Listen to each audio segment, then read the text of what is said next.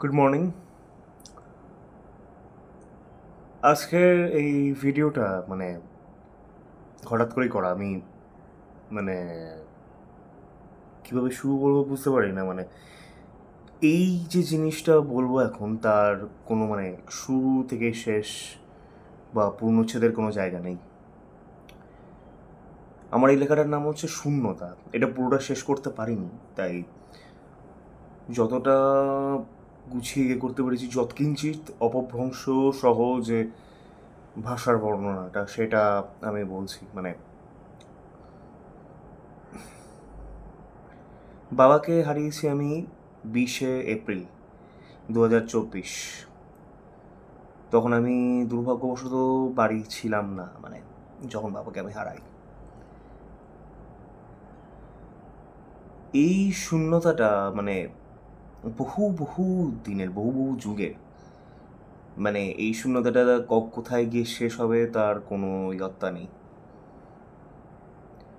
মানুষটা যে আর নেই, সেই জিনিসটাই বিশ্বাস করতে কেমন জানি খুব মনের ব্যথাটা চিনচিন করে ওঠে। যে মানুষটাকে এতদিন কাছে থেকে দেখা, যে মানুষ আমি অফিস থেকে ফিরলাম, আমি একটি বেসরকারি সংস্থায় কাজ করি। তো সেখান থেকে যখন আমি সকালে ফিরতাম, তো তখন বাবা কাগজ, চশমা এগুলো নিয়ে বসে থাকতো। তো বাবা কাগজ পড়তে ভালোবাসতেন, বই পড়তে ভালোবাসতেন। বাবার টেবিলের ওপর সবসময় একটা কাগজের ম্যানুয়াল ওদিকে শোকেস রাখা থাকতো, যেখানে বাবা বইগুলো সর্ট আউট করে রাখতেন। বাবার কয়েকটা পছন্দের বই ছিল, অনেক ভালো ভালো বই ছিল, এবং বাবা সুনীল গঙ্গোপাধ্যায়ের বই পড়তে খুব ভালোবাসতেন। জানি না হঠাৎ আজকে এই ভিডিওটা করার কি মনে হলো যে একটা কিছু বলি, সবার সাথে শেয়ার করি, মানুষজনের সাথে, তাহলে হয়তো একটু জিনিসটা হালকা হবে। তো এই শূন্যতাটা অপরিসীম, একটা সমুদ্রের মতো, যার কোনো সীমা পরিসীমা নেই, উপসাগরের মতো, যার কোনো সীমানা ছাড়িয়ে যে অসহায়তাটা বহুদিনের, এটার কোনো বর্ণনা হয় না, এটার কোনো উপসংহার বা তার কোনো সূচনা নেই। শূন্যতা শূন্যতাই, তার ভরপাই করা যায় না। রিপ্লেসমেন্ট বলে একটা কথা হয় না, বাবা নামক মানুষটা সেই রিপ্লেসমেন্ট জীবনেও হবে না। তিনি বলে গেছেন, একটা সময় দেখবি সবাইকেই চলে যেতে হয়। এবার চলে যাওয়াটা এত আকস্মিক যে মনে আঘাত দেয়, মনে প্রচণ্ডভাবে একটা সেই অসহায়তা গ্রাস করেছিল। যে আমি এক সময় ভেবেছিলাম যে আমি চলতে ফিরতে পারবো না। তিনি বাবা মানুষটা যে কোনো সন্তানের জীবনে ছায়ার মতন, ছাতার মতন মানুষ, বটগাছের মতন মানুষ। তো সেই মানুষটা হঠাৎ করে যদি হারিয়ে যান দিকশূন্যপুরের ওপারে, তো তার শূন্যতাটা পূরণ করা খুব অসম্ভব হয়ে ওঠে। শূন্যতা পূরণ করা যায় না, বাবা মানুষটার কোনো রিপ্লেসমেন্ট হয় না, টু বি ভেরি অনেস্ট। আর এই শূন্যতাটাকে কাটিয়ে নিয়ে, শূন্যতা কাটিয়ে তো ওঠা যায় না পুরোপুরি। শূন্যতাটাকে কিছুটা মনে রেখে, কিছুটা ভুলে গিয়ে বেঁচে ওঠা, তার যে স্বপ্নগুলো ছিল আগের, সেগুলোকে পূরণ করা, এবং সেইভাবে পথ চলার নামই হলো জীবন। জীবন একটাই, কোনো মানুষ তো তার অমরত্ব নিয়ে আসে না। জীবন একটাই, man is mortal, people are human beings are mortal. তো তার এই সত্যির কোনো এদিক ওদিক নেই, এটা সর্বৈব সত্য।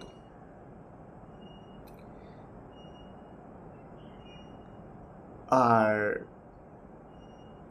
এই শূন্যতা অনেক দিক থেকে আমাকে হারিয়ে দিয়েছে। আমার নিজের কাজ, আমার মানসিক সংযম, আমার যে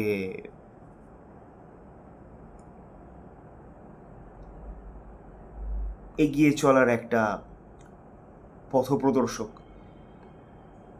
তিনি আমার বাবা আমার একদম বেস্ট ফ্রেন্ডের মতো মানুষ। তো এই শূন্যতা না কিছুতেই মানে মানিয়ে উঠে নেওয়া যাচ্ছে না। আজকে বাবার মৃত্যুর 1.5 মাস পূরণ হয়েছে, 2 মাসের পথে। না সরি, 2 মাস হয়ে গেছে, কিন্তু এই শূন্যতাকে পূরণ করা সম্ভব নয় কখনো। হ্যাঁ, একটা মানুষকে একটা সময়ের পর বিদায় নিতে হয়, কিন্তু এরকম কথা ছিল না। কখনো কখনো মনে হয় এই মানুষটাকে অনেকদিন হয়তো বাঁচতে হতো, হয়তো তার অসমাপ্ত স্বপ্নগুলো আমি পূরণ করতে পারলাম না তার চোখের সামনে। তার অবর্তমানে তার আত্মার শান্তির জন্য, হৃদয়ের শান্তির জন্য এগুলো করতেই হবে। কিন্তু সেই যে একটা মানে মোটিভেশনাল ব্যাপার থাকতো না, সেই মোটিভেশনটা হয়তো আর বাহ্যিক রূপে পাবো না। সেটা মানসিকভাবে নিজেকে গড়িয়ে তুলতে হবে, কারণ দৈহিকভাবে তিনি আর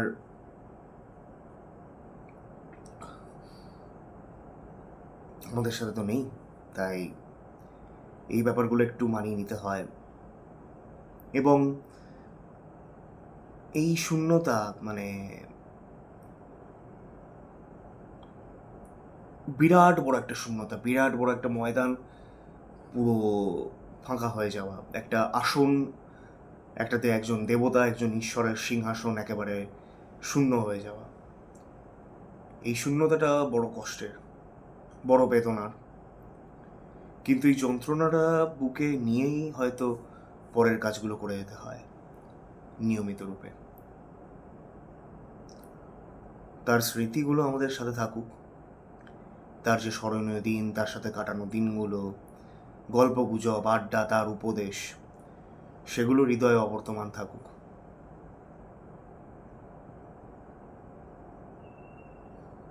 শূন্যতার তো সমাপ্তি নেই, কিন্তু তার কিছুটা যে গূঢ় ব্যাপার এবং তার যে একটা ব্যাপ্তি, সেই ব্যাপ্তিটাকে হয়তো কমানো যায়। অনেক মানুষের সমর্থন পেয়েছি, অনেক সেরা বন্ধু বান্ধব আছে যারা আমাকে এখনও সাপোর্ট করে যায়। হয়তো তাদের সেই ইয়েতেই হয়তো বেঁচে থাকতে পারছি, নয়তো এটাও হয়তো পারতাম না। তো এই আর কি, অনেক কথা বলে ফেললাম, যাই হোক, অনেকটা সময় নিয়ে ফেললাম, কিন্তু এই কথাগুলো না মন থেকে বেরোনোর একটু দরকার ছিল, তাই এভাবেই বললাম হয়তো। ধন্যবাদ।